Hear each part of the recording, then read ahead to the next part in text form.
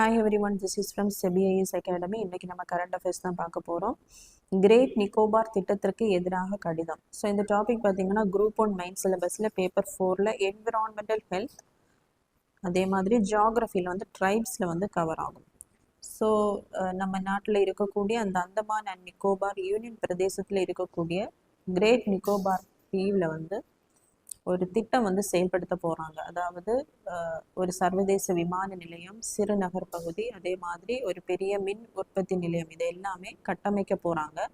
So இந்த கட்டமைக்க போகும் இந்த நிலத்தில் பார்த்தீங்க அப்படின்னா நிக்கோபாரிஸ், அதே மாதிரி ஷோம்பன்ஸ், இந்த பழங்குடியின மக்கள் வாழக்கூடிய ஒரு 130 சதுர கிலோமீட்டர் பரப்பளவு கொண்ட பழமையான காடும் வந்து இதில் அடங்கும். ஸோ இந்த நிலத்தை வந்து இந்த திட்டத்திற்காக கையகப்படுத்தும் போது ஸோ அந்த பூர்வக்குடி மக்கள் வந்து புலம்பெயர நேரிடும். அது மட்டும் இல்லாமல் முக்கிய சூழலியல் மண்டலங்களுக்கு வந்து சேதம் ஏற்படக்கூடும். ஸோ இங்கே இருக்கக்கூடிய ஒரு சரணாலயம் பார்த்தீங்க அப்படின்னா கலாத்தியா பே வைல்டு லைஃப் சாங்சுரி.